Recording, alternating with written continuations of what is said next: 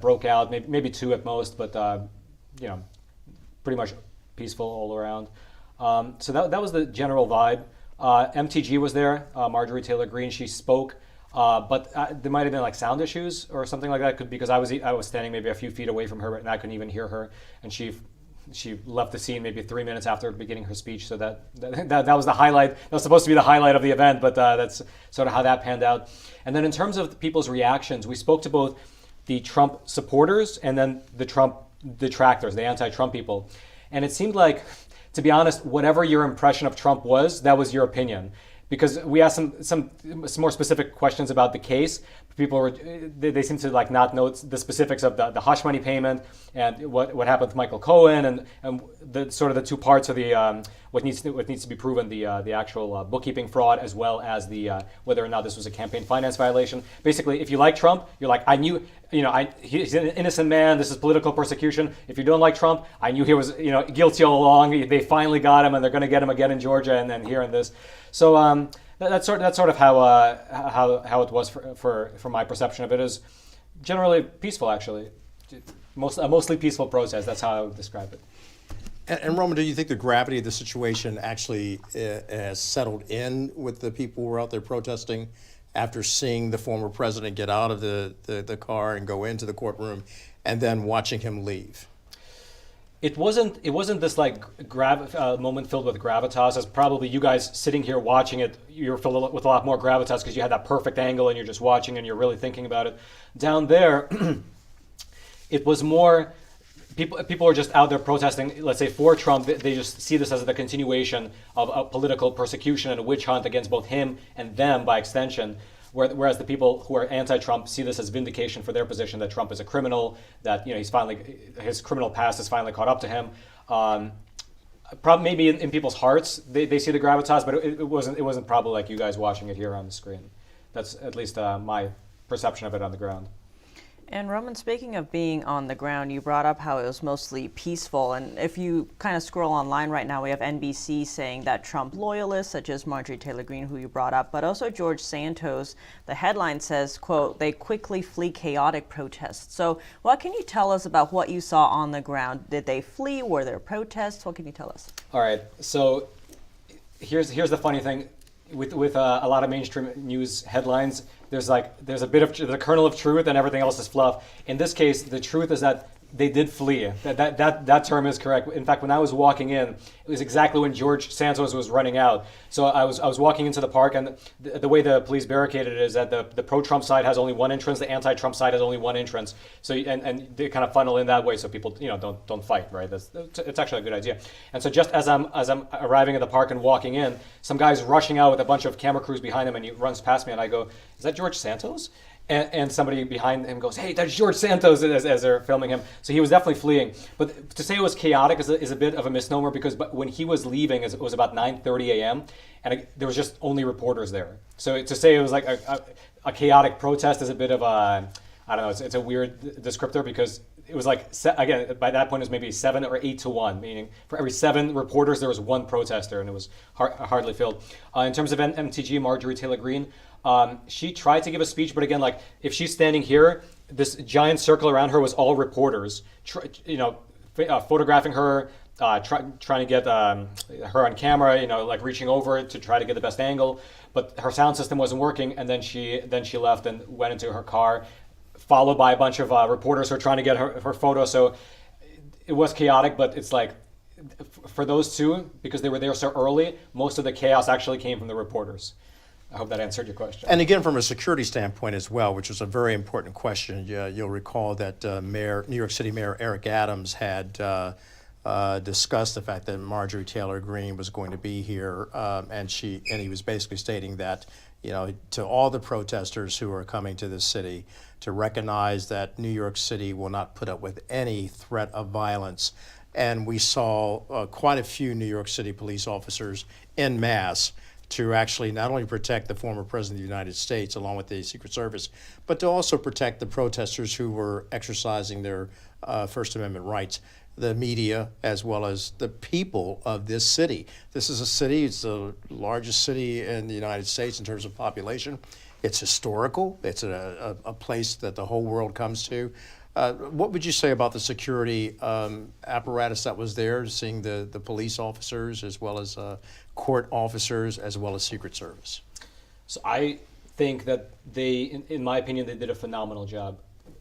Going there this morning, I was really thinking whether to take one of my knife/bulletproof vests just in case, because I knew that Trump is going to be here, Marjorie Taylor Greene is going to be there. They're seen as these extreme right figures from people in Antifa who are very strong here in New York. So I was thinking, man, do I need to bring a vest just in case somebody just decides to knife me from the back?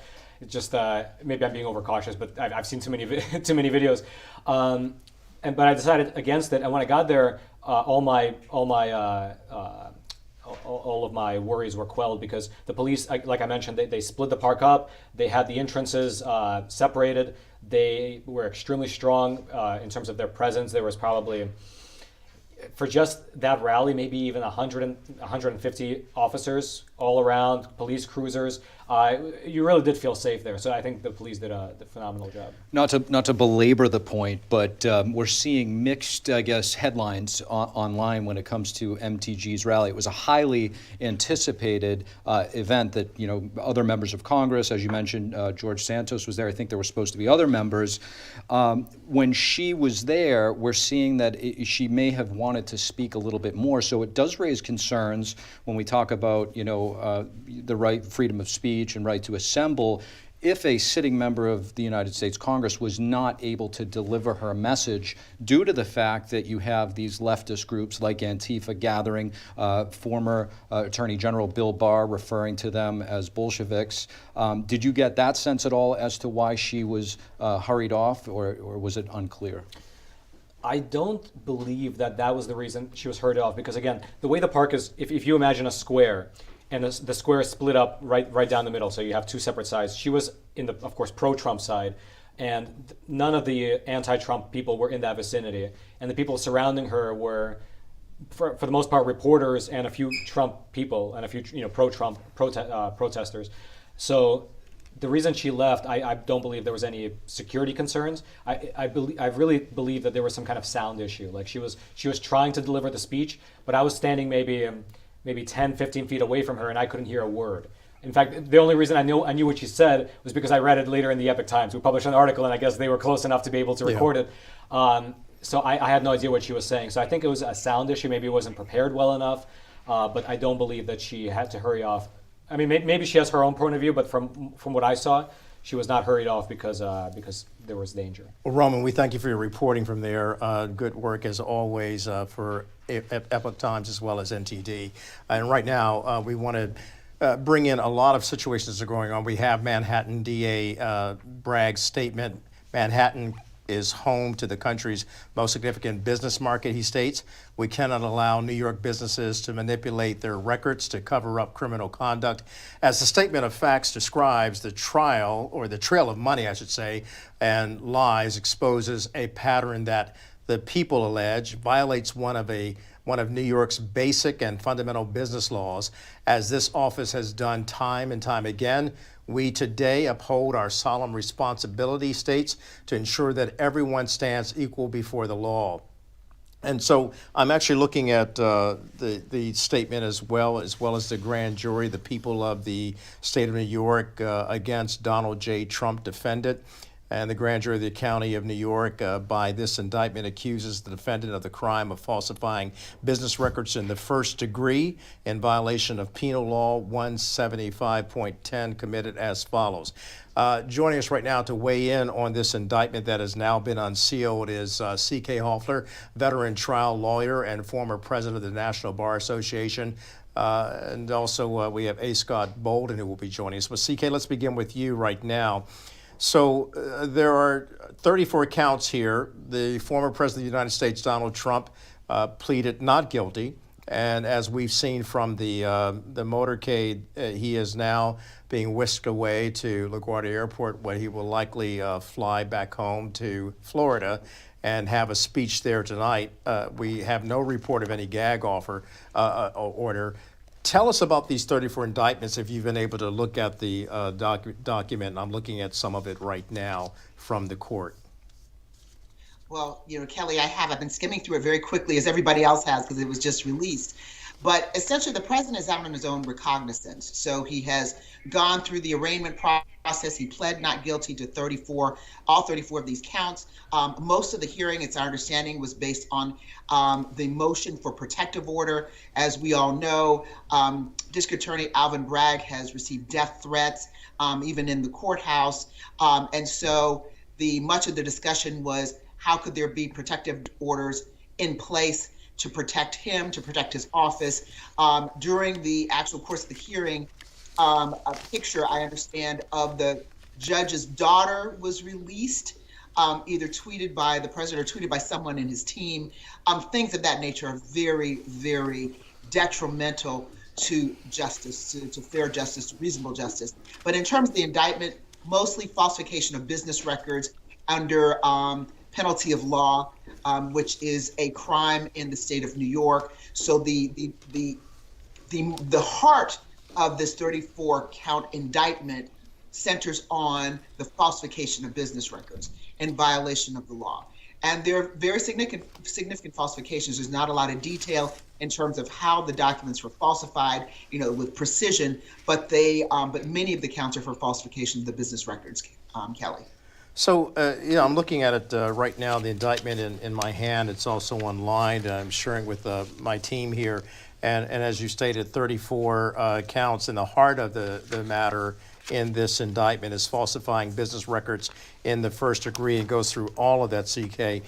Are these charges that, for example, there's one that says that the former president had an intent to defraud and intent to commit another crime and aid and conceal the commission thereof, made and caused a false entry in the business records of an enterprise to which a Donald J. Trump account check and check subdated September 12, 2017, bearing check number. And it goes into all of that. So this is really getting into the nuts and bolts of this. But is this what people have been looking for? Or is this something that will that many of the people who support Donald Trump and the Republican Party, will they say this is nothing, this is a nothing burger, or is this a big deal?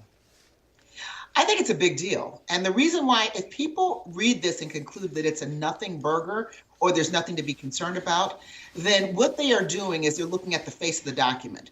There's a lot of information that is not specifically stated in this indictment, nor does it have to be. There just needs to be enough. Remember, there's a grand jury that voted after hearing the evidence that decided that there should be an indictment. This indictment is as a result of that. It doesn't contain all the details of the check, when it happened and all of that, but it goes through enough and for this to be upheld. Now, the details of the commission of what crime against whom, because there are other crimes that are referenced, that information is not specifically contained. And I think the reason why it is a felony, we see a reference to felonies, is because this was done in the commission of a crime intended to deceive. There's intent that's listed, there's fraud that's listed, there's deception, misrepresentation. All of those things would be element, of course, that the prosecution has to prove under New York law, but they're specifically laid out without a great deal of detail in terms of when, how, where, and all the documents that support it. But at this point, they don't need to have that. The president and his team have pleaded not guilty. The president pled not guilty. And so now he is exercising his constitutional right, which is his right to do so, which I mentioned earlier, and he's going to go about the business of defending himself. And they'll get more information on this in days to come. Yeah, he'll go about the business of defending himself. He has a very good defense team and counsel.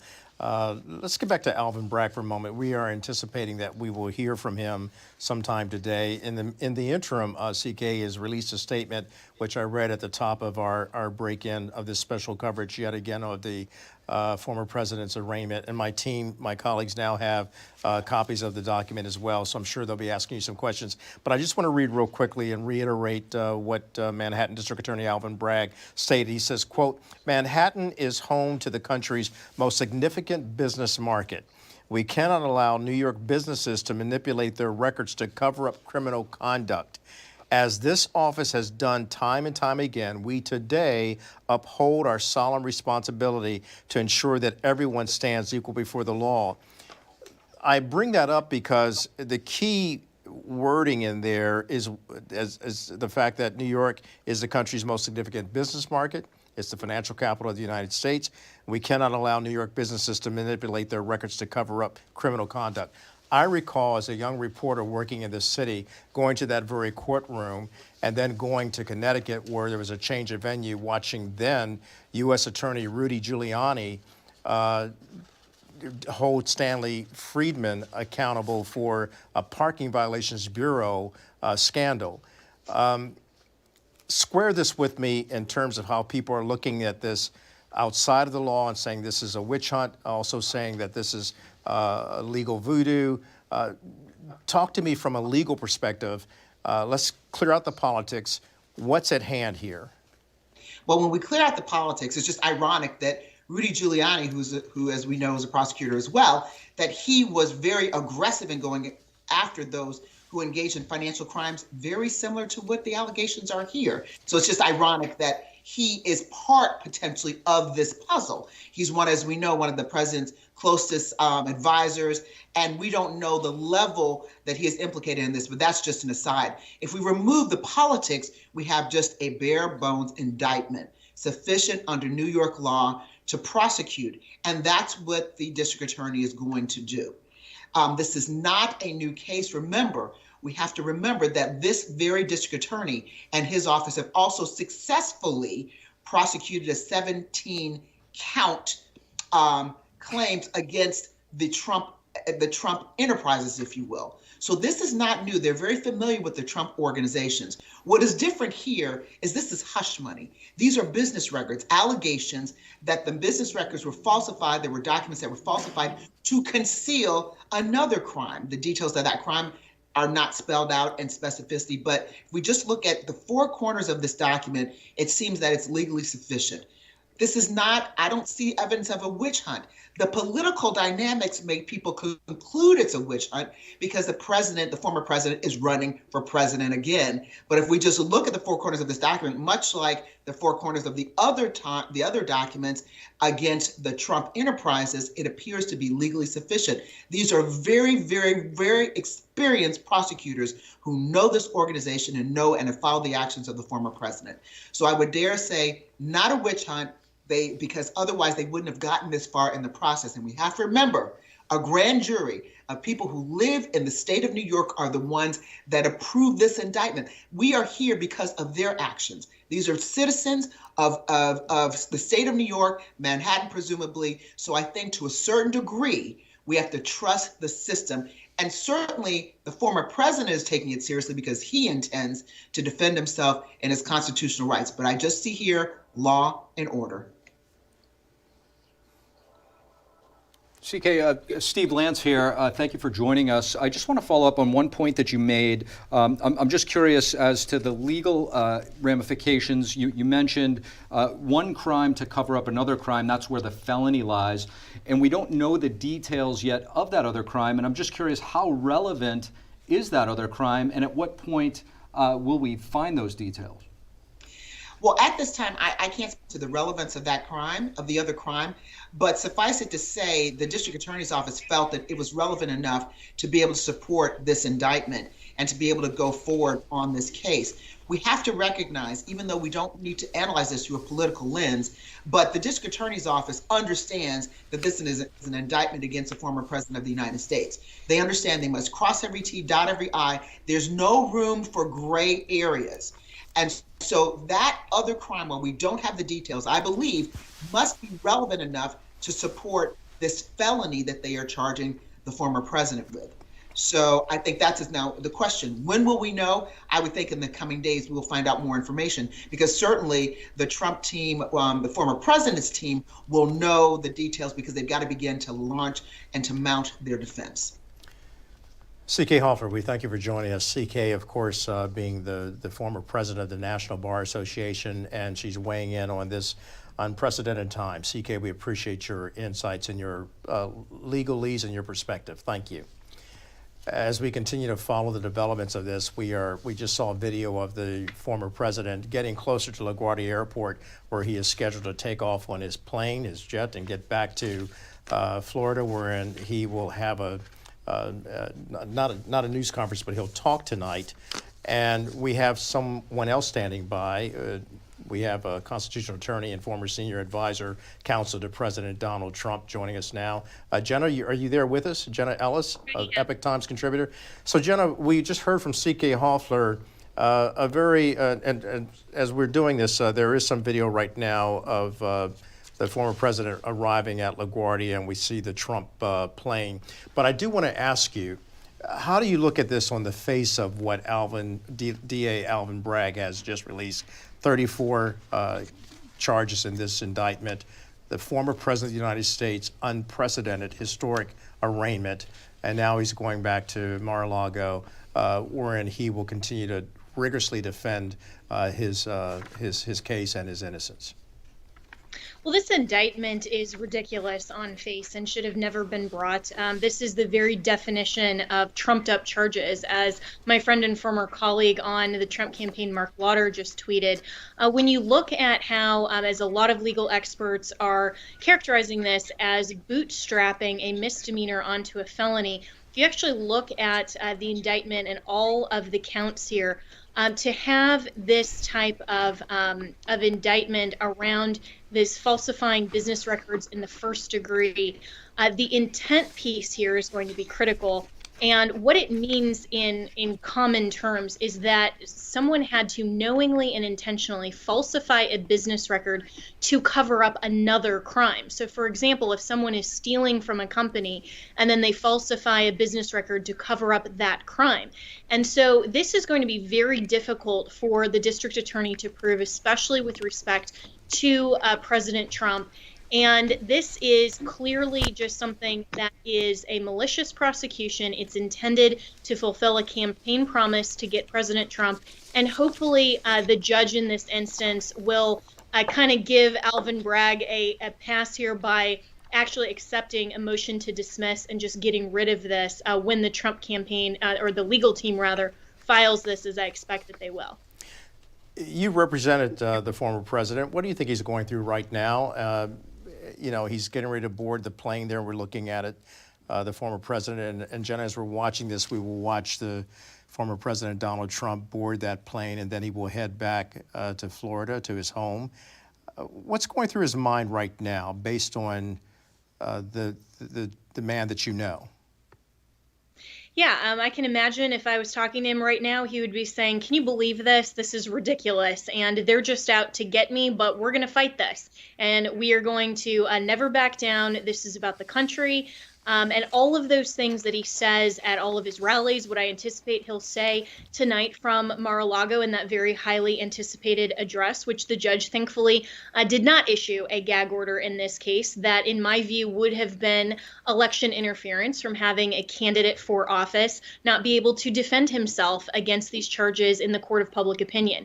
But President Trump is a fighter. And, you know, I had the pleasure of talking with Lara Trump, his daughter-in-law, on my show, the Jenna Ellis Show, today. And, you know, she was saying that this is only going to coalesce conservatives behind President Trump because we're all seeing the weaponization of government on so many different levels, including the tip of the spear, which, of course, is President Trump. Jenna, Roman here from Epoch Times. I have a kind of more technical question for you. So on many of these counts, they're sort of repeated one after another, I assume, for each check that was written to Michael Cohen. And a lot of them say this, quote, "The defendant," referring to Trump, "in the county of New York on or about October 18th, 2017, with intent to defraud and intent to commit another crime and aid and conceal the commission thereof." So that other crime that's being referred to, I imagine, is campaign finance violations. But that crime is a federal crime, so it's under the purview of the Federal Elections Commission. And so how technically can this work? Because Alvin Bragg and the Manhattan DA, they don't have jurisdiction over these federal crimes. So I would imagine that if this was a normal process, he would have to be charged at the federal level, and then Alvin Bragg can bring in the state level indictment against him for committing this, for covering up the commitment of this other crime. But how does that technically work? Because it seems like he would have to be convicted first of the federal level crime and then convicted of concealing that crime. But is that correct, or how would it technically work?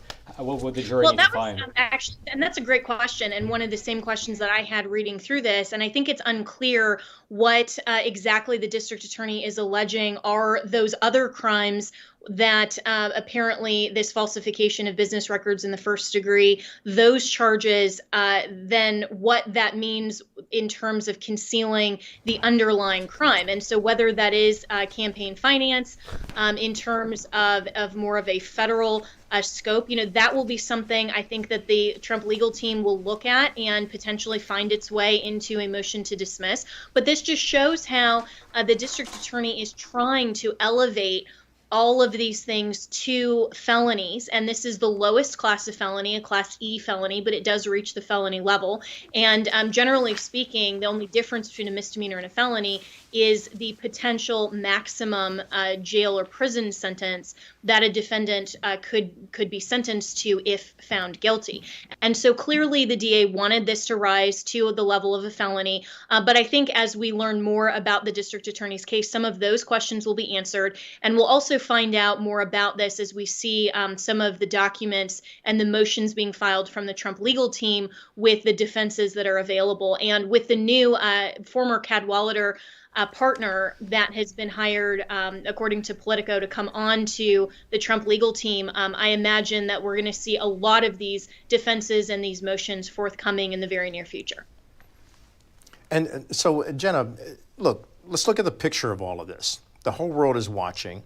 We have seen, for the first time in our history in America, a former president of the United States indicted, arraigned. His pictures, there are pictures of him in that court, and now he has to defend himself.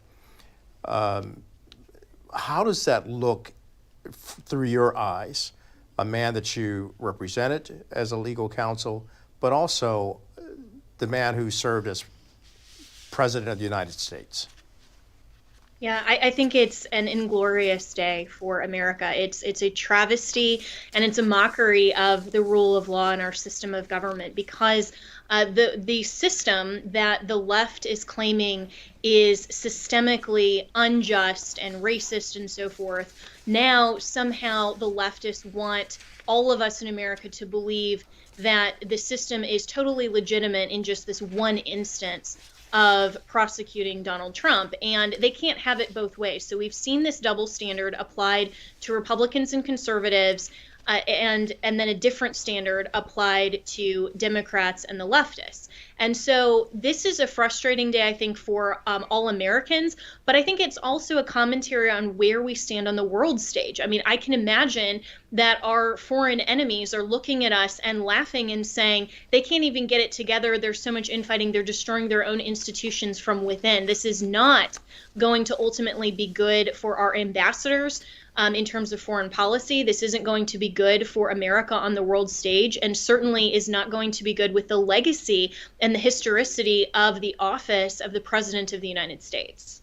And Jenna, as we continue to talk to you right now, as you're observing and providing analysis and commentary and insight on this historic indictment, we are watching the room where we anticipate at any moment now, Jenna, District Attorney Alvin Bragg to come forward with that news conference. As we are awaiting Steve, Tiffany, and myself, I did want to ask you, what's your message to America now that this has happened and now that this surreal moment is a reality?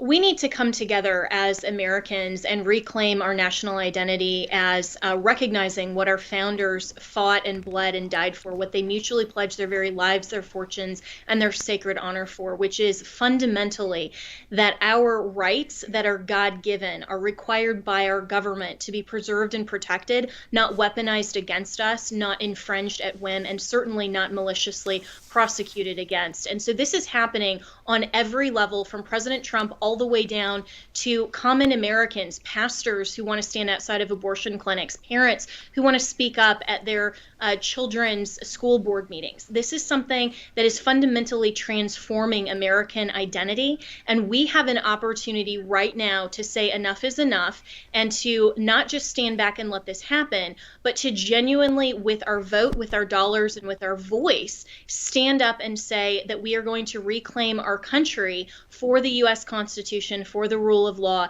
and make sure that we get in our institutions people who genuinely understand that mandate from our great Declaration of Independence. And Jenna, if you could just stand by with us as we continue to watch the podium here as the District Attorney Alvin Bragg prepares to give statements. As you can see in the footage on the screen, there was just a little bit of a stir in there among reporters as the two posters on the side were just put out. We'll probably start to see, they look like some form of infographic about the events of the the indictment, and we'll probably most likely start to see those getting retweeted very soon and blasted on social media, as most of the people in there just were snapping photographs. But in the meantime, Jenna, I just want to get your thoughts on what seems to be the lead witness in here, which is Michael Cohen, former President Trump's attorney. This is also somebody that we have to remember is a convicted perjurer. How much will that play into the overall indictment? Well, I think that should rightly be exploited by the Trump legal team to suggest that he's very self-serving and he is not a credible witness, and whatever he says should not be taken on face value and trustworthy by a jury, because he has clearly pled to that offense. He's now going on a media tour through his own attorney and suggesting that he just did that out of coercion and out of some other type of motivation, but it clearly is self-serving, and so his story will continue to change when his own narrative and his interests and his self-interest change. And so I have no doubt that, and let's go to that, to Alvin Bragg. Kelly, you want to bring us to it? Jenna, we are going to hear now, as you just stated, going to DA Alvin Bragg here in the Manhattan area, and let's listen in now as he begins to talk. Returned by a Manhattan grand jury on 34 felony counts of falsifying business records in the first degree. Under New York State law, it is a felony to falsify business records with intent to defraud and an intent to conceal another crime. That is exactly what this case is about. 34 false statements made to cover up other crimes. These are felony crimes in New York State, no matter who you are. We cannot and will not normalize serious criminal conduct. The defendant repeatedly made false statements on New York business records. He also caused others to make false statements. The defendant claimed that he was paying Michael Cohen for legal services performed in 2017. This simply was not true. And it was a false statement that the defendant made month after month in 2017. April, May, June, and so on through the rest of the year. For 9 straight months, the defendant held documents in his hand containing this key lie, that he was paying Michael Cohen for legal services performed in 2017. And he personally signed checks for payments to Michael Cohen for each of these 9 months. In total, the grand jury found there were 34 documents with this critical false statement. Why did Donald Trump repeatedly make these false statements? The evidence will show that he did so to cover up crimes relating to the 2016 election. Donald Trump, executives at the publishing company American Media Incorporated, Mr. Cohen, and others agreed in 2015 to a catch and kill scheme. That is, a scheme to buy and suppress negative information to help Mr. Trump's chance of winning the election. As part of this scheme, Donald Trump and others made 3 payments to people who claim to have negative information about Mr. Trump. To make these payments, they set up shell companies, and they made yet more false statements, including, for example, in AMI, American Media Incorporated's business records. One of the three people that they paid to keep quiet was a woman named Stormy Daniels. Less than 2 weeks before the presidential election, Michael Cohen wired $130,000 to Stormy Daniels' lawyer. That payment was to hide damaging information from the voting public. The participant scheme was illegal. The scheme violated New York election law, which makes it a crime to conspire to promote a candidacy by unlawful means. The $130,000 wire payment exceeded the federal campaign contribution cap, and the false statements in AMI's books violated New York law. That is why Mr. Trump made false statements about his payments to Mr. Cohen. He could not simply say that the payments were a reimbursement for Mr. Cohen's payments to Stormy Daniels. To do so, to make that true statement, would have been to admit a crime. So instead, Mr. Trump said that he was paying Mr. Cohen for fictitious legal services in 2017 to cover up actual crime committed the prior year. And in order to get Michael Cohen his money back, they planned one last false statement. In order to complete the scheme, they planned to mischaracterize the repayments to Mr. Cohen as income to the New York State tax authorities. The conduct I just described and that which was charged by the grand jury is felony criminal conduct in New York State. True and accurate business records are important everywhere, to be sure. They are all the more important in Manhattan, the financial center of the world. That is why we have a history in the Manhattan DA's office of vigorously enforcing white-collar crime. My office, including the talented prosecutors you saw at arraignment earlier today, has charged hundreds of felony falsifying business records. This charge, it can be said, is the bread and butter of our white-collar work. And fraud presents itself in all different forms here in Manhattan. We have charged falsifying business records for those who violated federal bank secrecy laws. We have charged falsifying business records for those who were seeking to cover up sex crimes. And we have brought this charge for those who committed tax violations. At its core, this case today is one with allegations like so many of our white-collar cases. Allegations that someone lied again and again to protect their interests and evade the laws to which we are all held accountable. As this office has done time and time again, we today uphold our solemn responsibility to ensure that everyone stands equal before the law. No amount of money and no amount of power changes that enduring American principle. I'll now take questions. So we're going to take a limited number of follow-up questions, one question per reporter. I will call on you, and again, we have limited time. Thank you. The first question is Rick. All right, so we're watching right there Alvin Bragg, the Manhattan DA, and of course he's taking questions right now from reporters.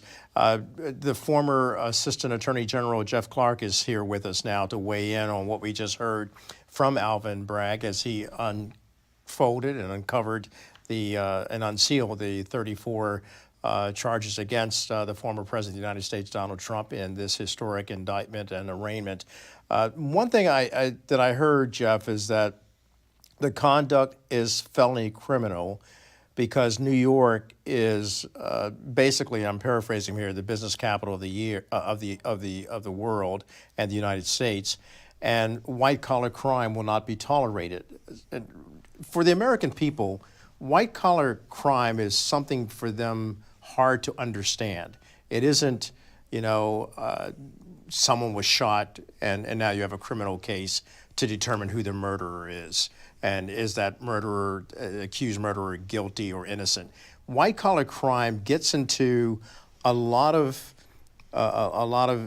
statements about where did this check go and what was this check for, and how does this prove fraud, and how did you defraud the federal government or the New York State Tax Commission. Talk to me about white collar crime and if this holds muster, this indictment against former President Trump. Well, thanks for that, Kelly. So I think the way that your viewers should think of the distinction between what you might term ordinary crime and white collar crime is that white collar crime involves the violation of complex regulatory statutes. So it might be tax statutes like you're talking about, might be securities fraud statutes, might be here in this instance the allegation that there was the falsification of business records. It's not street level crime. That's the rough distinction. And then in terms of this indictment, I find it very curious that the entire indictment, which goes on for, 16 pages, I believe, with 34 counts, it says that Trump, beginning while he was president, this is very important to note, beginning on Valentine's Day 2017, with intent to defraud and intent to commit another crime or aid and conceal in the commission thereof, blah, blah, blah, made a false entry in the business records of an enterprise. And then it goes on to talk about either invoice entries, checks, or ledger entries that are supposedly false. But the key issue, the sort of like missing thing that needs to be focused on is, what is the other crime? I've searched the indictment in vain for any indication of what the other crime is. Now, I heard Alvin Bragg say that other crime is apparently a federal election law crime, but I don't see that spelled out here. And for me as a lawyer who's in a lot of complex litigation, I think that what that's indicating is that they specifically wrote this indictment to try to keep it out of federal court, because if they indicate that it involves a crime that went to a time period when Trump was in office and went to a federal election crime as to the conduct that led to President Donald Trump getting into office, that is a colorable connection to his federal office. And if so, he can remove the case under the federal officer removal statute. He has 30 days from today to do that, which I've looked at the calendar on, and that is May 4th. So I think President Trump's lawyers should look very seriously at taking this out of this state jurisdiction, this local jurisdiction, and into the larger jury pool and into the larger jurisdiction of the Southern District of New York. I think that would better serve the interests of justice. And I think that what Alvin Bragg has in mind and his people have in mind by having written the indictment this way is I think they think that they can avoid that removal risk by just remaining mum about what the other crime is. And there's a basic principle of law under this federal officer removal statute, which is kind of like rocket science. It's not something many lawyers understand, but something I happen to understand. So you're in luck in that regard. That there is no so-called well-pleaded complaint rule, which means essentially you can't remain silent about something and then avoid the removal of the case. The fact that they remain silent about it is irrelevant. That will not stop removal of the case if President Trump's lawyers decide to do so, and I think that would be a good option for them. I just think one interesting point to note, just prior to the press conference, Van Jones, a prominent Democrat, an Obama-era official, speaking out against this indictment in this whole process, just saying that it could be a very bad political move for the Democrats. One thing that kind of struck me, I don't know if it was captured in full, but Alvin Bragg mentioned the mischaracterization of payments as income. So Jeff, I just want to get your thoughts on that. That seems like more of an accounting matter that the former president wouldn't necessarily be as hands-on with. Well, that's certainly true, and they do have to prove, as they note in the indictment, the intent to defraud, right? So, you know, I think that, and there goes my earpiece again, but you know, that kind of issue, you know, a bookkeeping issue like that is, as you say, sort of, you know, smaller potatoes, or you suggest that it's smaller potatoes. And, you know, I think that Alvin Bragg could have put together an indictment that wouldn't have had any removal risk for him by simply sticking to misdemeanors and saying that there were misdemeanor violations of the law here in terms of false business records, just business records that weren't accurate. But he wanted to get it to the felony level. And to get it to the felony level, that's why he has to bring in federal election law. And that is, you know, that takes this case to another level. And, you know, they're trying to have their cake and eat it too, get to the felony, but stay in the local jurisdiction that they know well, where they think they know the jury pool.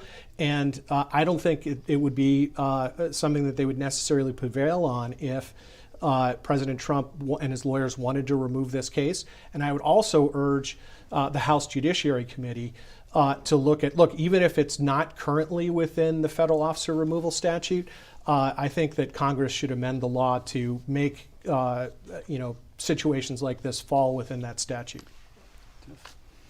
Well, Jeff, you brought up how, you know, it seems to be entering into that Federal Elections Commission territory, and it seems 2 years ago they actually looked into that and they dropped it. So what would make this different that they wouldn't drop it, or is it still the same? Yes, so Tiffany, I think that, look, the FEC dropped it, right? And they have exclusive jurisdiction over civil violations of the election laws. So they decided not even to pursue it in that fashion. So to pursue it as a criminal matter, you know, it speaks for itself, right? If you're not going to bring a civil case, you're certainly not going to bring a criminal case. Alvin Bragg, ignoring all that, I'm going to bring a criminal case because I've cobbled together the so-called falsified business records with another crime and put them together. It sounds, look, I'm certainly no legal expertise, nor do I have the legal training, but on the surface, based on what you're saying and how you're interpreting and dissecting all this, it sounds very convoluted. And that's why I was asking you from the beginning, white-collar crime is not something that the American public is accustomed to, and then to see a former president indicted in this, I think many people are looking at it from, I watched Law and Order, and you know, you got all of this going on, and then at the end, you've got the defense attorneys cowering because they have been able to outmaneuver the DA. In this particular case, it's fuzzy math to the American people, I guess is what I'm asking you. So Kelly, I see that perspective for sure, and that's precisely why for white-collar crime issues, you need people from big law firms who've dealt with those kinds of issues before and, you know, kind of swim in the waters of complexity. But I will say, as a fan, at least of the early days of Law and Order, that sometimes they go from, you know, the trial level arguments where there are attempts to kind of convince the jury in either direction, up to appellate cases, and they show like what the actual issues in the appeal are. And, you know, they don't deal with them at the full level of complexity because it would, you know, put the audience to sleep. But they do try to, you know, that show does try to explore them at some level, which the show's to be commended for.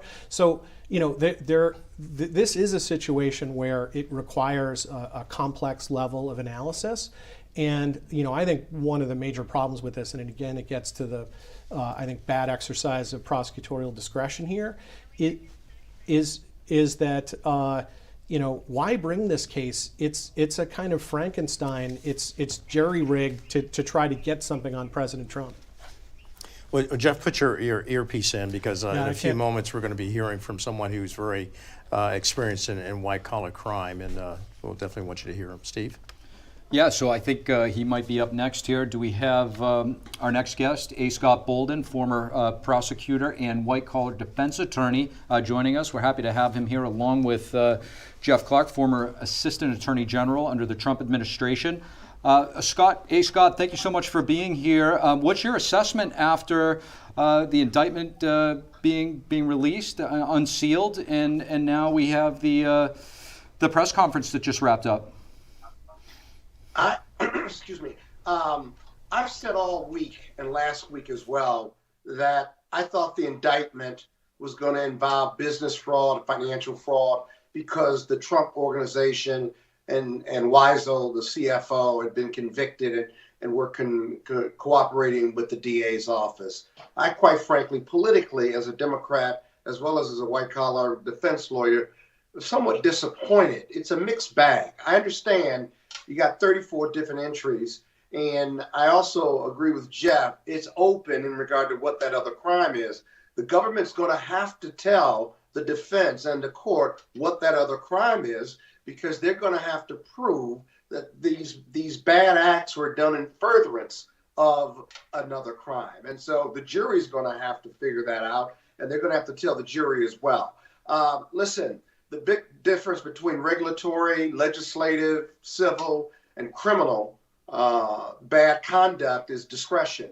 And Alvin Bragg, with his discretion and his power, has decided that 34 misentries in furtherance of a federal or state crime. And by the way, Jeff, he mentioned in his press conference that it was in violation of the New York State campaign finance laws. He'll have to explain that further, because I don't think that's in there either. He's decided that 34 entries was a pattern and practice that could not be ignored. I get that argument, if you will, and from the policy consideration.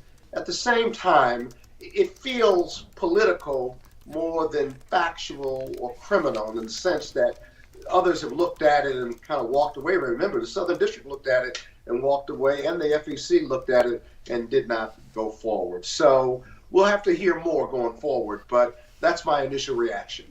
We'll bring it back to the studio here and get Jeff's reaction. And Jeff, can you tell us, you've had a moment, not much time, to kind of skim through the 16 pages here. Is there anything that stuck out to you or didn't stick out in a sense? Well, first of all, I'd like to agree with your last guest. Bingo. In terms of the fact that there's going to have to be an identification of what that other crime is, and I would say that I did not hear the part about state campaign finance laws. That's also puzzling to me. We're kind of struggling with some audio issues here, so I'll go back and watch the press conference later. But I thought that your comments were very well taken, and I also think your conclusion that this means that it's political, is also true. It's actually not that difficult to read through this indictment quickly, because basically it's 34 cookie cutter counts. It's using the same form of language, and then what differs is what entry are we talking about? Are we talking about a particular check number, a particular invoice on a particular date? And so, really, I don't know, if I had to boil it down, you could probably say that this is like 4 pages of text. It's just that there are a lot of cut and paste jobs, to spread that out. So, the main thing to me, the most telling thing, is the fact that the other crime, which is what launches it into felony territory, is not described in the 4 corners of the document. Why is that? That's a very important question. Hey, Scott, back to you remotely. Any response to what Jeff said? I mean, it does appear in life the devil is always in the details. What is your take? Bragg has a lot more factual support. Remember, the chief witness in this case, or the main witness, is going to be Michael Cohen. He's a convicted felon for perjury. And so you're going to have to either prop him up or have documents of witnesses that confirm the authenticity or the integrity of what he's going to represent. I'm pretty sure the government has thought through that, and they have corroboration going forward. Secondly, I'm very surprised if you've got a pattern and practice of 34 business entries that were false and in furtherance of a crime, why they did not include a conspiracy charge, if you will. That would have gotten them around the 5-year statute of limitation here, and other kind of ongoing, maybe even racketeering, although that gets complicated. But the conspiracy piece seems to be missing too, because the defense is going to file a motion arguing that they're out of time. I don't know whether they're going to file a motion to try to move it to federal court, Jeff, because I don't know whether that gets them to the end zone or not. broader jury pool, but would they be prosecuting the case in federal court, or would the Southern District, the federal attorney's office, the U.S. Attorney's Office there, would they have to prosecute it? I don't know. I'm not as familiar with the statute, but that would seem to beg more questions than answers for the defense. We'll just have to see. Scott, from the outside looking in, it's almost like going back to, and I don't want to wax comedic on this because it is historic in its nature, but it's almost like an Arsenio Hall moment, things that make you go, Is that the kind of feeling that you and Jeff are perhaps perceiving in this case? Because you wanted more meat on the bone with this, and as I stated earlier, it's kind of murky because of that other charge not being included. My father, who was a sitting state court judge, who's no longer with us, would look at this indictment and look at me and say, use the term underwhelming, if you will.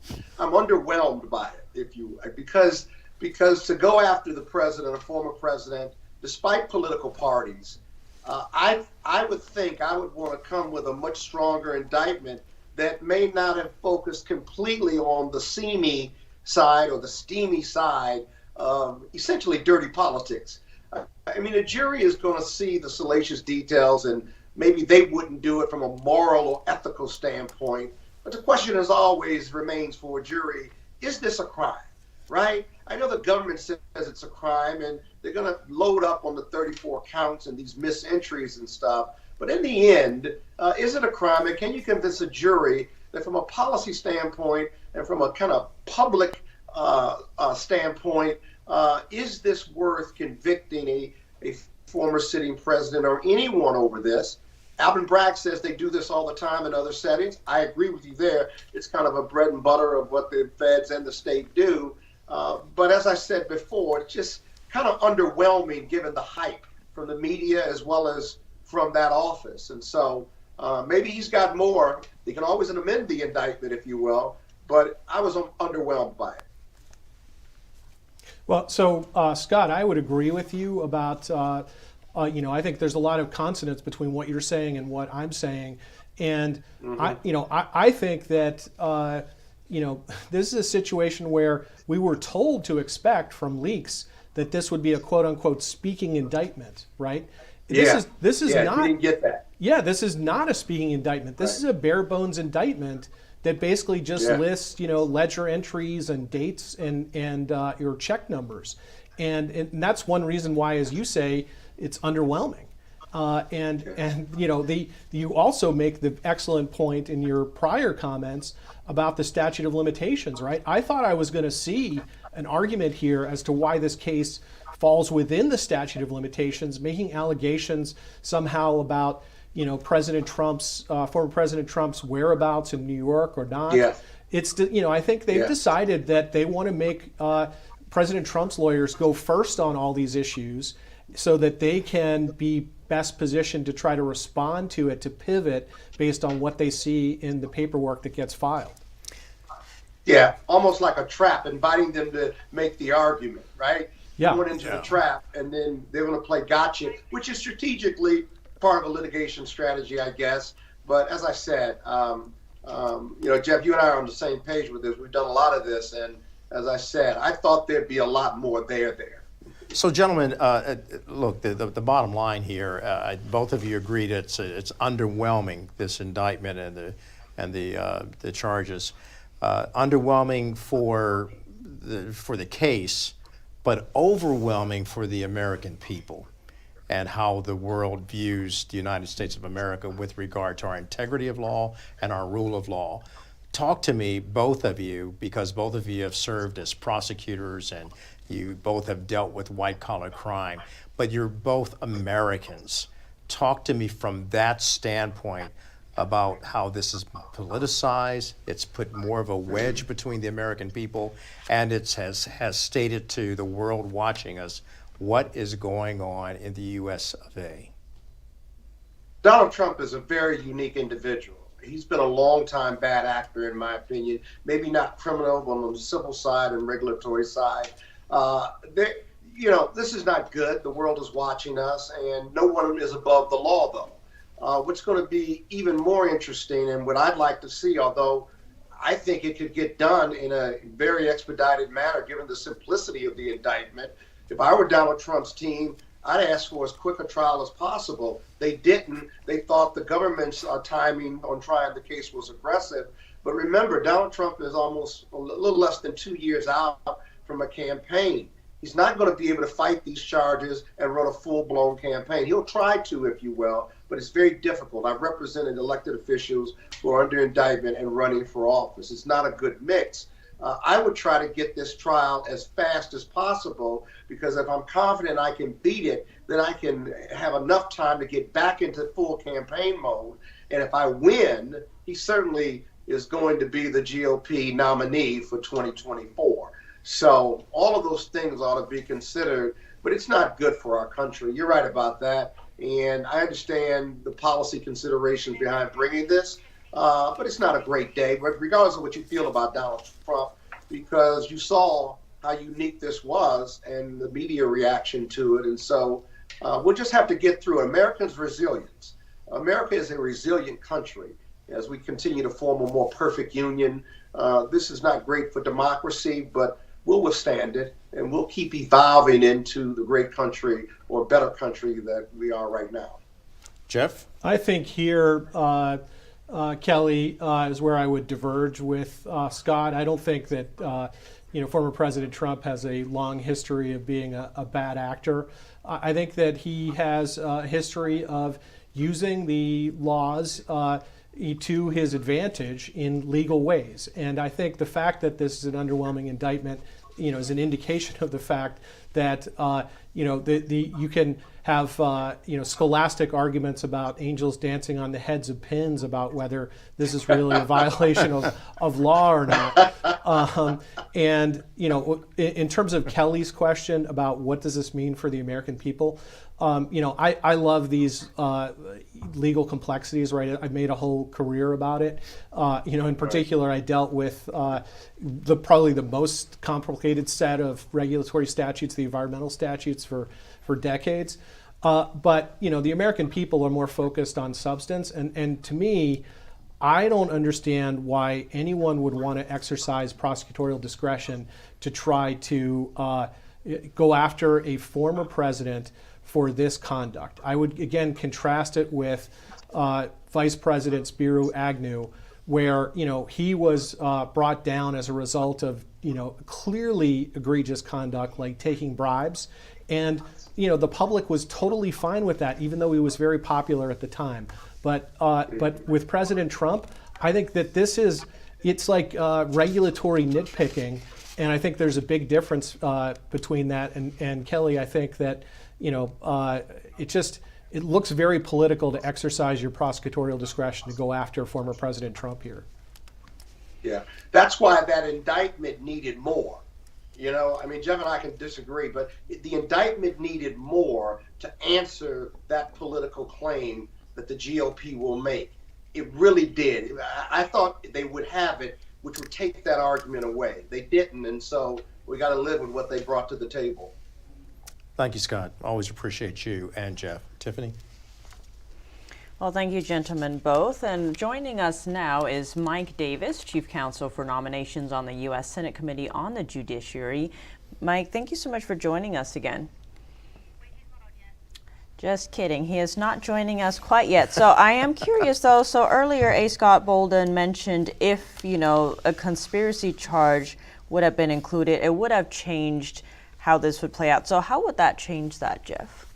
Well, I think one thing it would have done is it would have changed this into what was predicted, which was a speaking indictment. Because if you're going to lay out a conspiracy, you're going to have to explain some facts, right? You're going to have to show who talked to who, what did they agree on, or at least in some fashion set that out, right? You can't just say, here's the words of the statute, right? There are 4, elements. Here's how we're putting 2 statutes together, and there was this check on this date, and there was this invoice.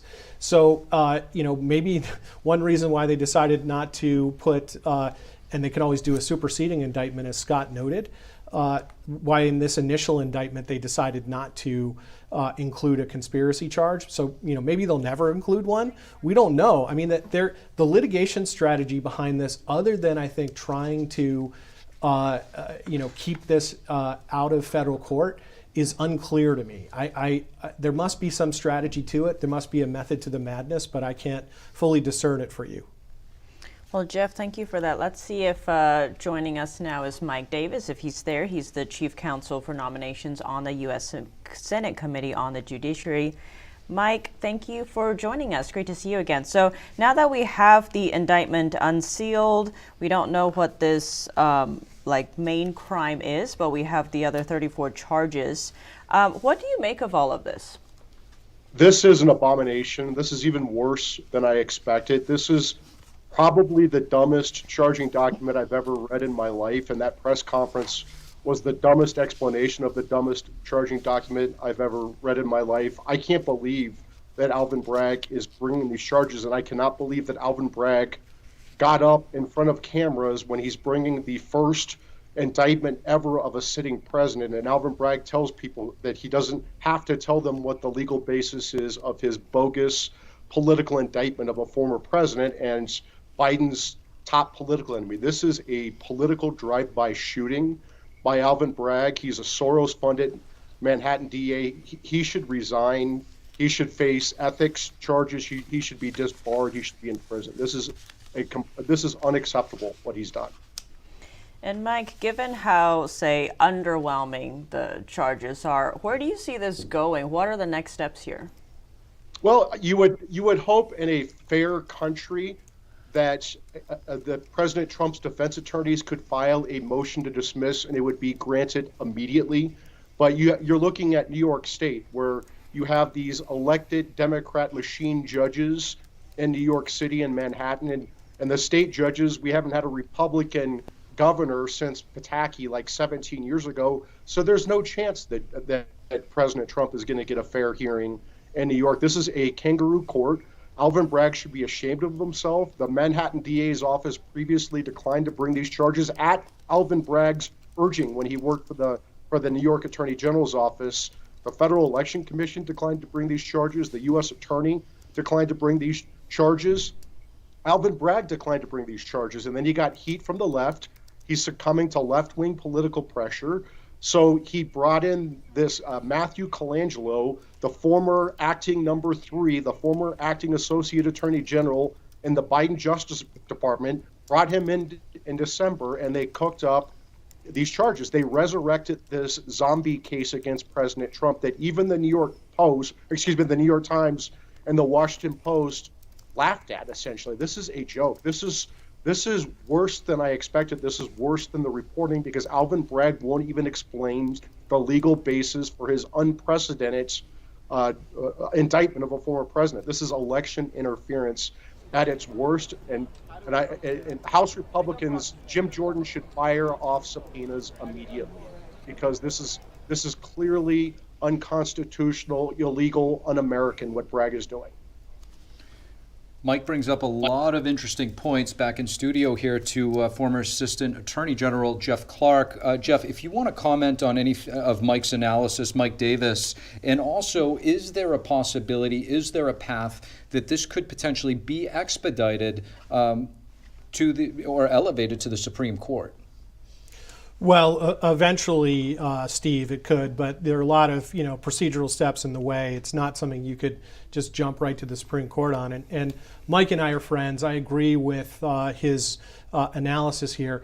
Let me weigh in on something actually in terms of the Jordan point that Mike just made, which is the pushback from Alvin Bragg through his general counsel was, well, we believe in federalism, and Jim Jordan's in the federal branch, the federal part of the government, not the state or locality like we are. So butt out. We have independent prosecutorial authority. But I think that is entirely incorrect. Not just as Andy Biggs pointed out earlier on your program, because there's federal funding involved in the office, but also because this is a selective prosecution. This violates the 14th Amendment. States and localities cannot violate the 14th Amendment. And Jim Jordan's Judiciary Committee has full authority under the 14th Amendment, particularly because there's Section 5 of the 14th Amendment, which lets Congress create new remedies to remediate violations of the 14th Amendment. So of course there is the implied power to investigate that. So Alvin Bragg's responses as to why this is beyond federal power to inquire, to make him answer for himself here, I think that is a complete crock. And as Mike says, subpoenas should be flying as soon as possible. And as we continue to analyze and break down these legal documents and details, our team has had a chance to look through the charges. And at this point, all of the counts in the indictment are related to the hush money payments that were made to adult film actress Stormy Daniels. In total, there were 12 payments, all involving checks, invoices, and ledger entries, which were incorrectly labeled as legal expenses. Now, each aspect of the paperwork is a separate count. These charges, as expected, are long expired, but District Attorney Alvin Bragg is arguing that the payments were meant to suppress negative information ahead of an election. That may be in violation of New York state election law. However, Bragg seems to be saying that labeling such payments as legal expenses was intended to cover up this crime. That elevates all of the counts here to the felony charges that have been stated in the indictment. I don't know if we still have Mike with us. Kelly, if you'd like to jump in. Sure. So Jeff, what I'm hearing here from you as well as A. Scott Bolden, both of you are very successful white-collar crime attorneys. We've also heard from Mike Davis. There is a consensus around this DA, Alvin Bragg, that on the surface, hearing it as a reporter, listening to you, is that he didn't do his due diligence. He didn't dot the I's and cross the T's in bringing forth not a ham sandwich, but a slam dunk of a case. And if you're going to go after the former president of the United States in this unprecedented time, it would seem that on the surface, perhaps he might have been better prepared. And is there, so there's no there from what we're hearing from you and Scott and what we've heard from other attorneys on the left and on the right. Kelly, I think that's right. And look, he may be doing the best possible job he can, given that the cards he's been dealt, to mix metaphors, are like spaghetti strands in his hands. Right? So he's trying to string them together. Why do it? For politics, because they're out to get President Trump, and they're out to prevent him from being reelected to the highest office in the land. And that's what many people have been saying from the inception of this. So again, as I have to keep asking, the country being as divided as it is, and how do you keep this country united and not falling off the rails, certainly getting through this. And obviously the former president will use this. He's already gained in the polls.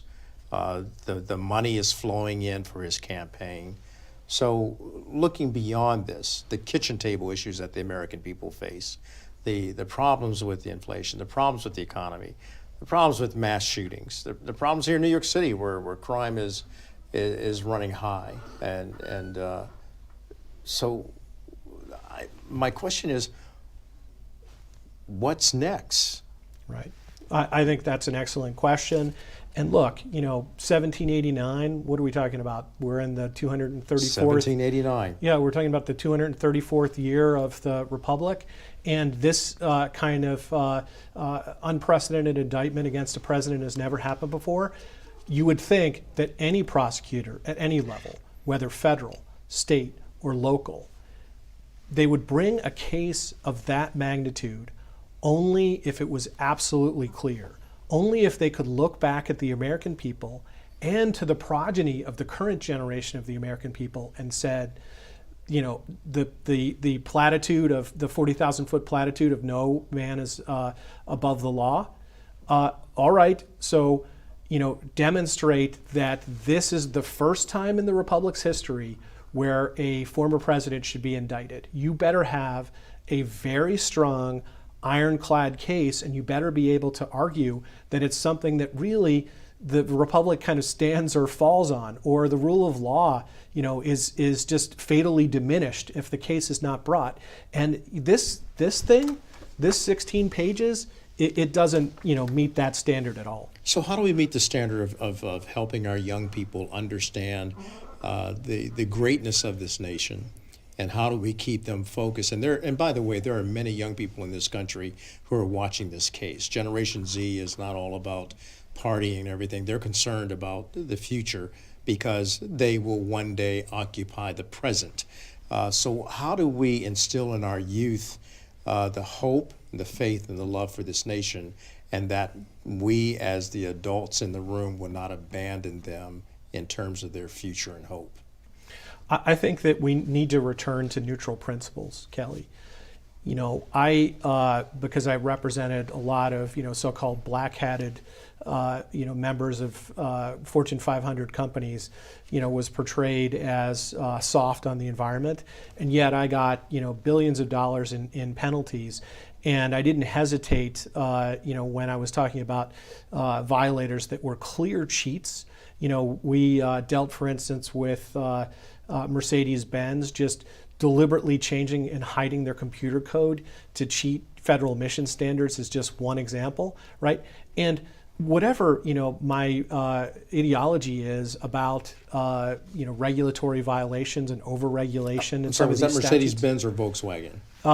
No, not Volkswagen. Went back to the Obama administration. Mercedes-Benz, right. Trump administration. My apologies. Did. I just wanted to be clear. It's the same kind of thing. case, right? So, regardless of ideology in terms of, I think that a lot of these statutes overregulate, but the law was clear.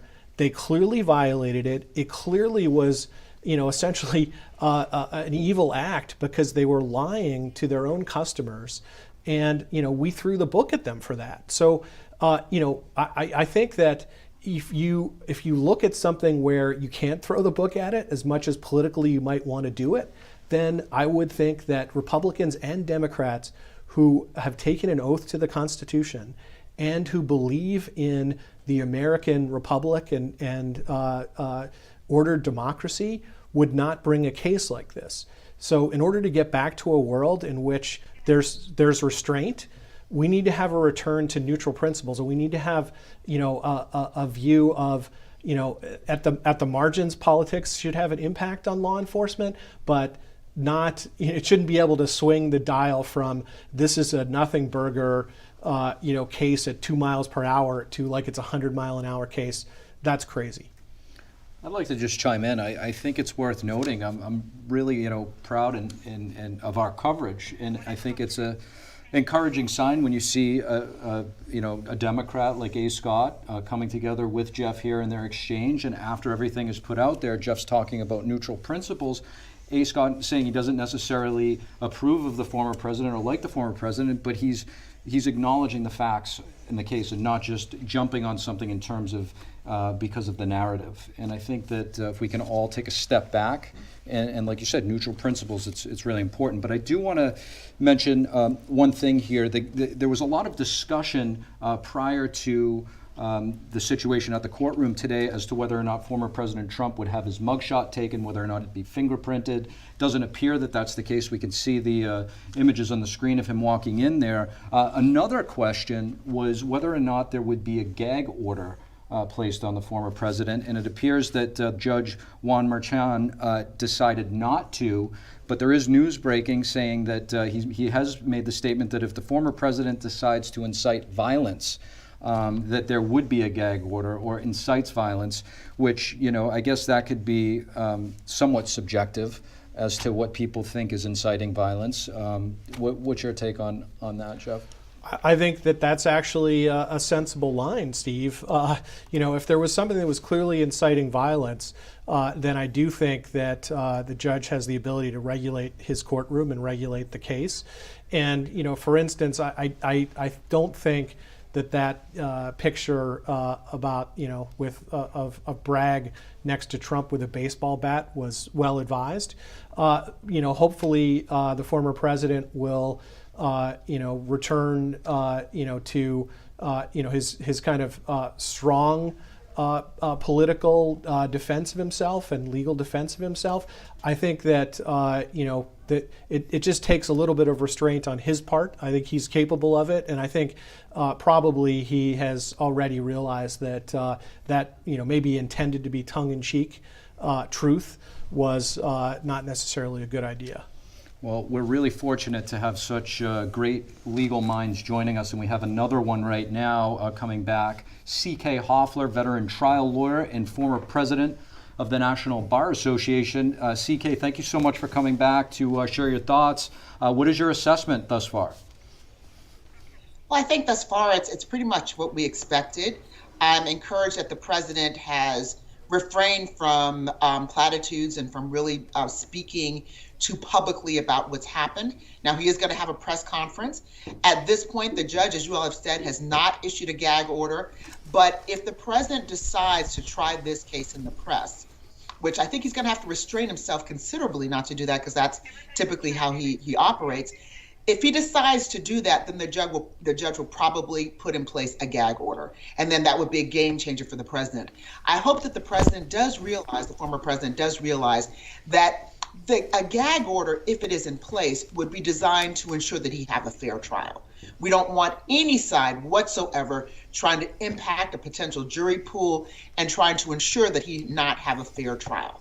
We're where we are in this country. This has happened. It might continue to happen. There are other cases out there, but we must make sure that we abide within the judiciary, within the guidelines. He's now a criminal defendant, and there's not going to be anything to change that trajectory unless the case is dismissed.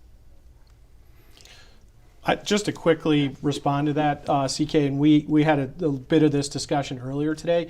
I think that while it's true that you want to avoid anyone poisoning the jury pool, I think the leaks that were occurring prior to today when the indictment was unsealed, I think those were attempts to poison the jury pool.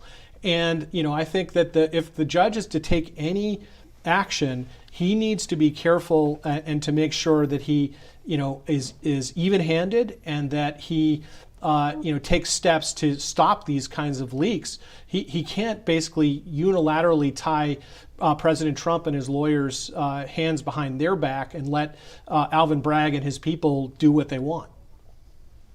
I agree 100%. It's got to be even-handed.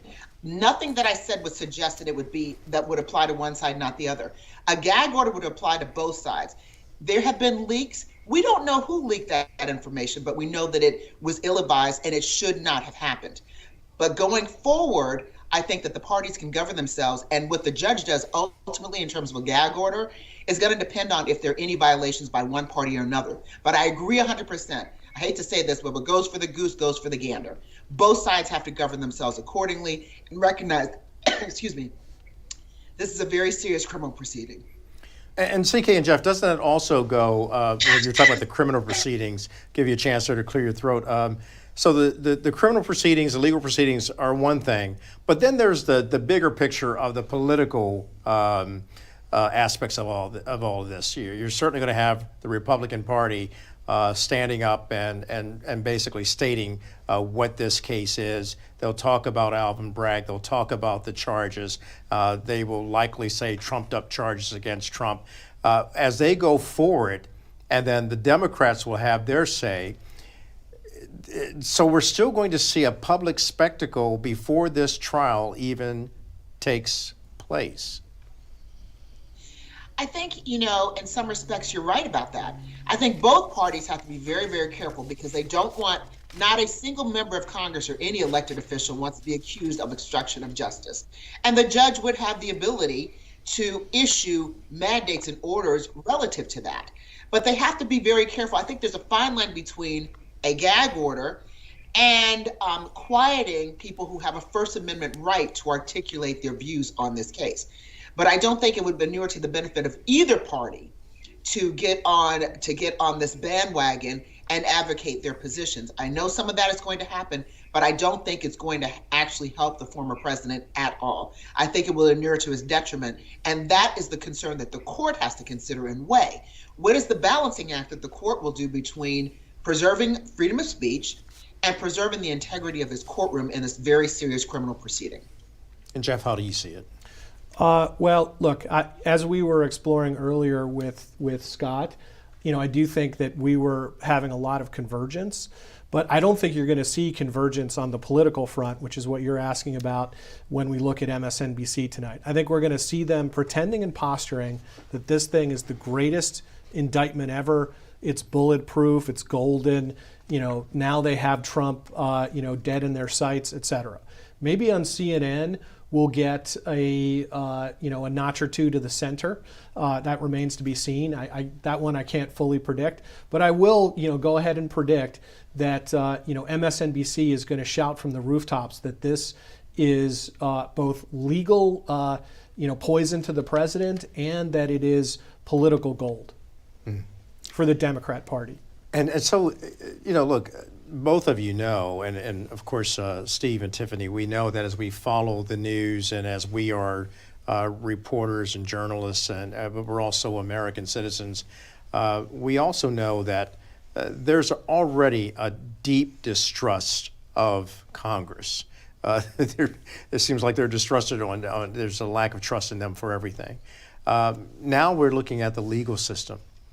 And I guess a legitimate question is, will this case erode the trust that we have in a judicial system where we still have issues with regard to some of the issues in terms of race, in terms of religion, in terms of gender, in terms of faith, in terms of, we just have so many things going into our courts of law.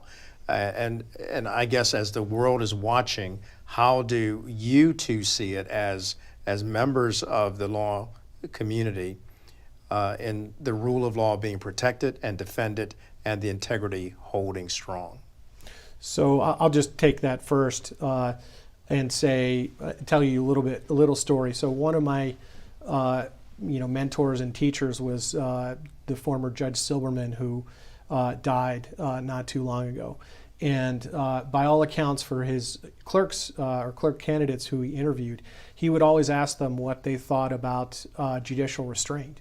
And if there was a candidate who could not explain why judicial restraint was an important virtue, that such a person, whatever their grades were or other credentials, wouldn't land the clerkship. There's also a corollary principle of prosecutorial restraint. And that's what I see lacking here. I think if you stand in the dock of history and you have to explain why you have brought the first criminal indictment of a former president in U.S. history, I don't think that this meets the standard. I think that anyone of any party should be able to see that restraint would counsel against filing such a case. CK? I will say, of the 3 cases or 4 cases potentially that are out there, and I do sit here in Georgia, I would have thought that maybe the case in Georgia would have advanced more quickly and would have been the first case to be brought. I don't, however, know a lot of the details of this case in the Manhattan DA's office. I know what the indictment says. I can read through the lines, but there's a lot of information that's lacking. So I'm going to reserve judgment on whether it's really a severe, significant case or not. But it's an important case. And I have to believe that the district attorney crossed every T and dotted every I. Now, Georgia, where I sit, and our district attorney, Fonnie Willis, the Fulton County DA, I think that's a different case. The dynamics are different, but I want to remind everyone that the case we see this indictment today, is from activities that happened before the former president became the president of the United States. So that's a 2016 case that has evolved and has been brought today, or we're seeing it today publicly, versus the case that happened in 2020 from the Fulton County DA's office, and then other cases that are also in the pipeline. So I don't know that this is the strongest case, but I think it probably is a viable case. But I think a lot has yet to be seen. I'm reserving judgment, although I do believe that the Georgia case is probably, in my assessment, stronger. quick response. So the one point I disagree with is that this is about conduct that predates President Trump's office. If you read the indictment, it begins with February 14th, 2017, and it ends with December 5th, 2017. So, while the argument will be that it's trying to deal with conduct that occurred before he took the presidency, it's dealing with conduct that occurred while he was the president of the United States. Well, I don't disagree that there was probably some conduct while he was the president of the United States, but the conduct initially began prior to him being president of the United States, because the mere fact that there was hush money, the hush money was paid so that Stormy Daniels would not say anything about their illicit affair that happened before he became president of the United States. So I think you can look at it either way, but without a question, there's activity that happened before he became president of the United States, because that is when the hush money was paid, prior to him becoming president, because he did not want her to say a word about that illicit affair. So I think no matter how you slice it, we can discuss the merits of the case. I don't know enough, and that's why I'm reserving judgment on exactly how strong it is, but I have to believe that for a district attorney to bring this case at this time, that he had to have felt, and his team, a very competent team that's gone up against the Trump legal defense team before, that they had a strong enough case to persevere so they wouldn't get egg on their face. Because that is also a concern I know of any district attorney, particularly of a case that's this high profile. Steve, Tiffany? Oh, you had a question. I am curious though, so given what we've seen so far, right, we have this indictment that's unsealed. We still don't know this activity that kind of vaults it up to the felony level, but what would that need to be to really make it at that level? I think it would need to be very strong. For there to be this type of allegation that there was, that basically the former president defrauded the citizens, misled, the language concealed, the language in this indictment is very, very strong. I have to believe that that other criminal activity, the felonious activity, has to be significant. I don't think it can just be, taking a walk in the park and doing something casually. I think it's got to be significant for this case to have the teeth that I believe that it must have in order to survive. I don't know the details of that, and we will all probably learn the information at the same time, but I do believe that the former president, his legal team, will certainly know that information before we do. But I think it's got to be strong. It's got to have teeth. For it to go further and for it to survive. Steve? Jeff, if you'd like to lead us out with a comment. I think maybe one difference between the two of us is that I don't just look at government documents and kind of give them a presumption that there must be a lot more behind it. I'm just looking at the text of the document. And as Scott was saying, the text of the document is very underwhelming. And maybe that's because they made a strategic choice to, try to lay in wait to, sandbag President Trump's lawyers later.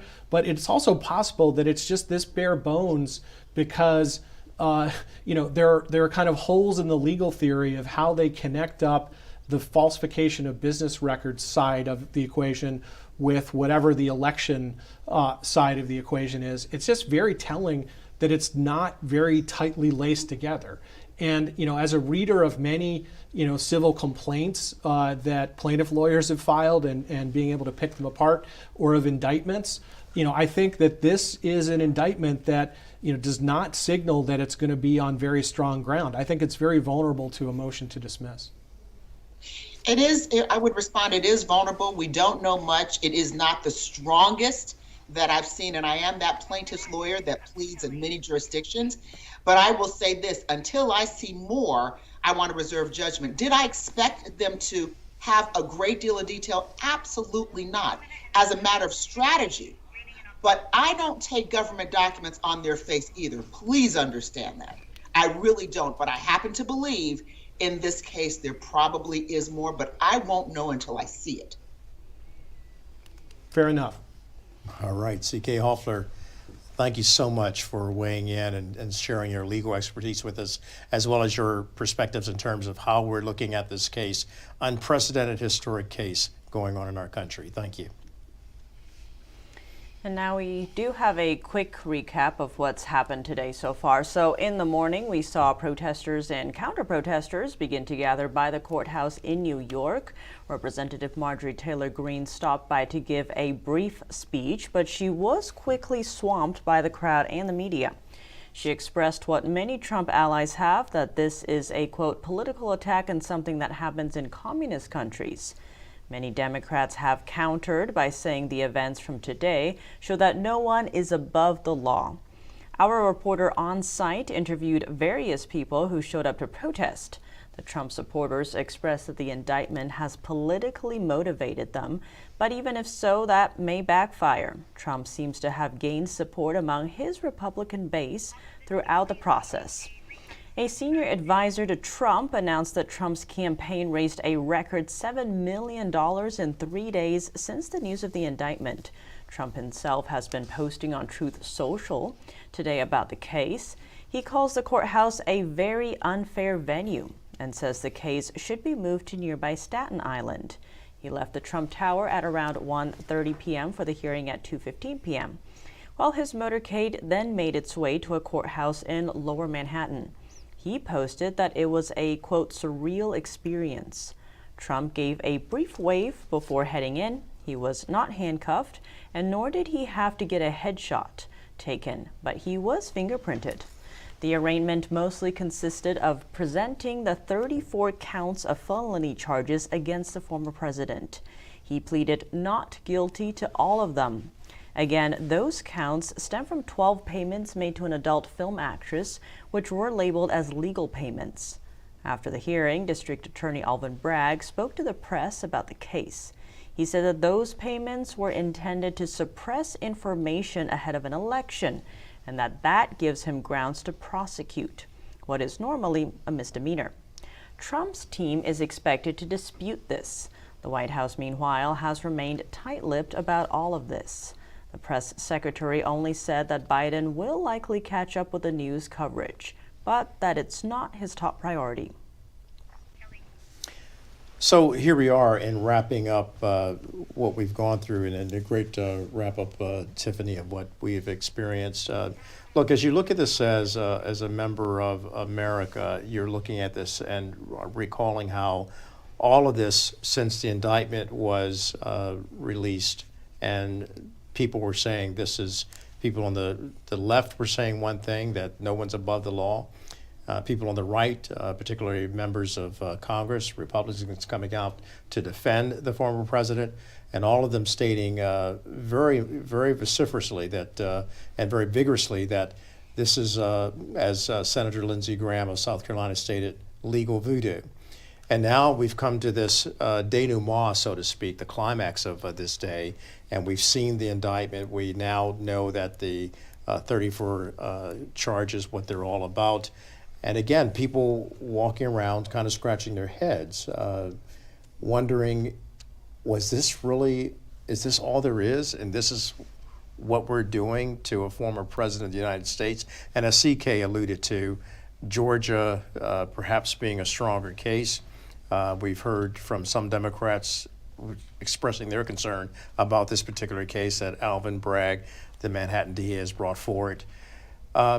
Again, my question to everyone is, what does this do in terms of America and the division that we already have? Does this put more gas on those flames, or do we find a way of lowering the temperature in our rhetoric against each other and finding that common ground to come together as one nation?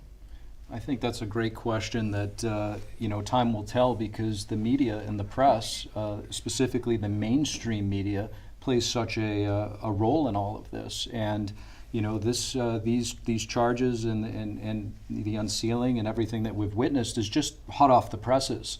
It's yet to hit the pundits tonight in the primetime slots, and to see how once it enters the spin zone, if it all of a sudden, influencers and different people that have a voice, both Republican and Democrat, fuel the flame. And if that happens, we're right back at square one. We're fortunate here to have very level-headed discussion and great minds coming to some form of consensus that this was not what everybody had hyped up it to be. Well, I think your observations, Steve, are very important, and Kelly, I agree with your question. For days on Twitter, since the fact of the indictment has been announced last Thursday, I've been posing the question on Twitter: why can't we see the indictment? Why can't we see the indictment? I think the answer to that is because if they had put this out, which, to my mind, and I think Scott agreed, is sort of the legal equivalent of Cheese Whiz, that President Trump's lawyers would have been all over it, and the dominant story by today would have been, this is the indictment, this is the first indictment of a former president in the history of our nation. Really? And so that's why they had to keep it right up until the last minute. So now, I think the challenge for, the mainstream media, the defenders of Alvin Bragg, will be to try to do some rehabilitation of this, on the nightly news and on their commentary programs. And I think the fact that we're dealing with an indictment that is this week is an indication that it's going to drive the American people apart. I think that the American people really, there was a blip for Spiro Agnew because he was a very popular political figure. He was kind of a populist before Patrick Buchanan or before Donald Trump. But once it came to light that he was taking bribes, no one batted an eyelash at the consequences that he faced. But here, I think this is going to drive people apart. It's not going to bring Americans together, and that's sad. And it's not a Nixon moment as well. No. Tiffany? I think kind of going back to what Steve was mentioning about what the media might do later on, right? And it seems with the, say, overhyping or underhyping, depending on who you look at. I think, Jeff, you mentioned you've lived through that kind of overhype or media storm. What would your advice be going forward? How did you get through that? What might unite this country? Well, first, let me comment on President Trump. I don't think anyone that I've ever seen in political history, modern political history anywhere, in any nation, and obviously I don't have perfect knowledge of all countries, has ever gone through the barrage that he has gone through from the time that he began thinking about becoming president to the time he came down the escalator, throughout the whole 4 years with the Russia hoax, in terms of the Mueller investigation and then the 2 impeachments. You have to really say to yourself, there's no one who has the political mettle of someone like Donald Trump. I mean, he really is amazing in that. I think that 99.9% of anyone who would be on the presidential stage would crumble or have crumbled by this point. So it's remarkable that he is able to withstand that. And I apologize, Tiffany, actually, for losing the thread of your question. So repeat that. But you really just brought to mind, like, how you were asking a question of, like, well, I've faced challenges, maybe how did I come through those? But the first thing that pops into my head is, how does President Trump keep doing it? I mean, there's relentless assault on him, and yet he stands firm. I think it's important for the American people to see that. But Jeff, yeah, you're absolutely right about what you've stated in terms of the former president, Donald Trump. His political mettle has been tested, and he still keeps coming back. But I'm reminded right now, reminiscing of some of the statements we've heard from people throughout this country, people on the streets, people who are out there living their lives and trying to make it work on a daily basis against the backdrop of what we have to deal with and contend with just in living this life and trying to make ends meet. And there was one particular lady who stated, she said, I like Donald Trump. I like what he's done in terms of his policies for this country, but I just wish he would shut up. I wish he would not talk so much because it gets him in trouble every time. And when I asked the question this morning about, some of this, does President Trump, as a grown man, as a businessman, as a successful man and former president, does he not have to at some point own up that maybe he has talked a little bit too much, putting his foot in mouth, and thereby has created some enemies just by voicing his opinions in the style that he has done, and the things that have already been published, reports of how he has talked about women and about some of his opponents. And we talk about civility. Is this a moment for Donald J. Trump to look at the country and say, you know what, I can do better in bringing civility to this country, even though people are out to demonize me?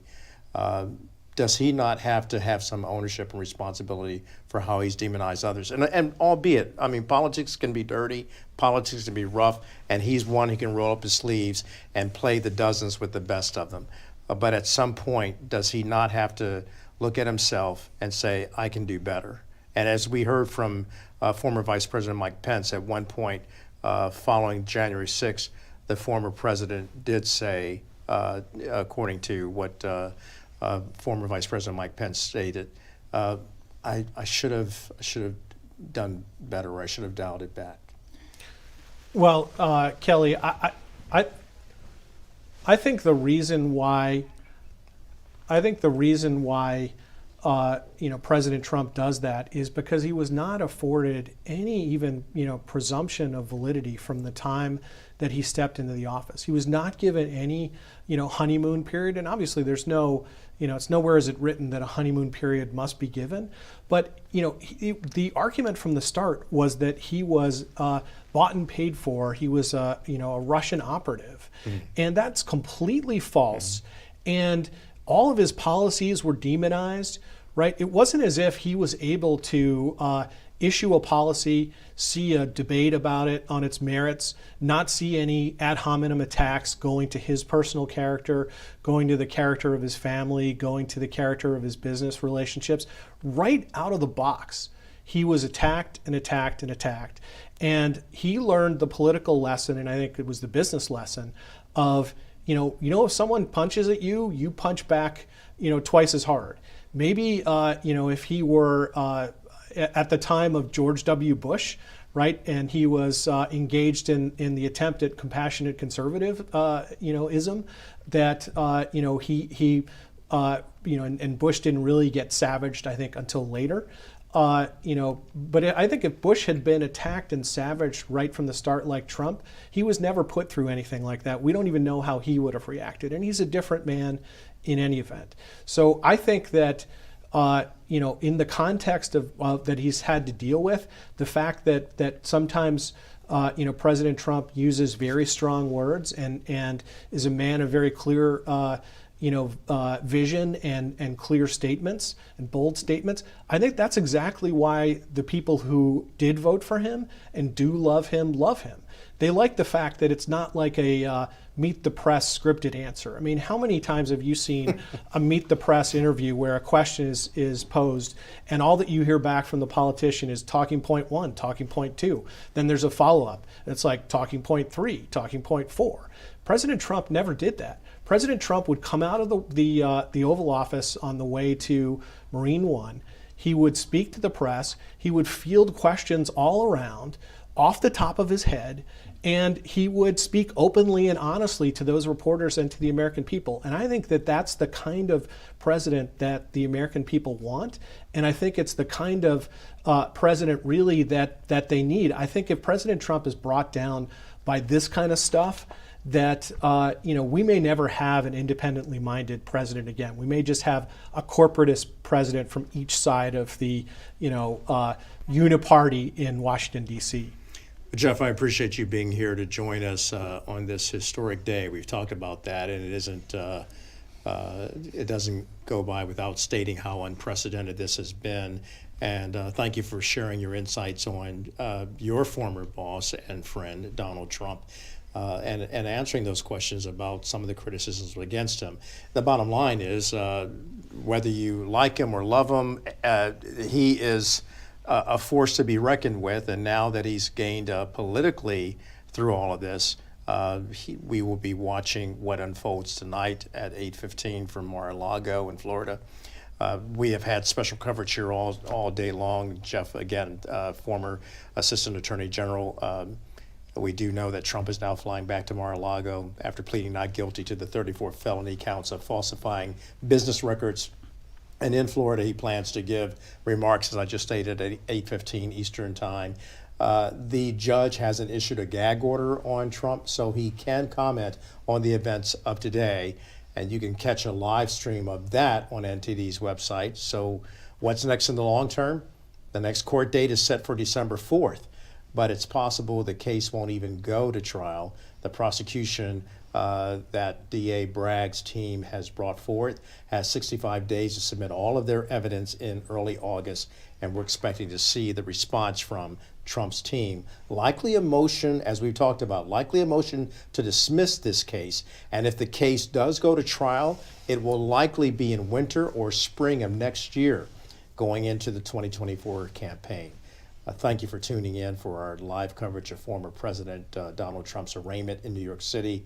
Historic in its nature, unprecedented. We'll also have more details and a recap for you on NTD Evening News. I want to thank everyone for the opportunity to be sitting here next to Tiffany, as well as my good friend and colleague, Steve Lance.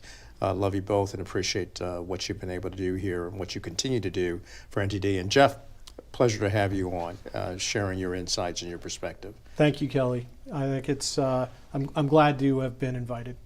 And to all of our guests who have been watching our special coverage, I really want to stress the importance of keeping your faith, your hope, and your love for this country alive. Say a prayer for America. God bless you.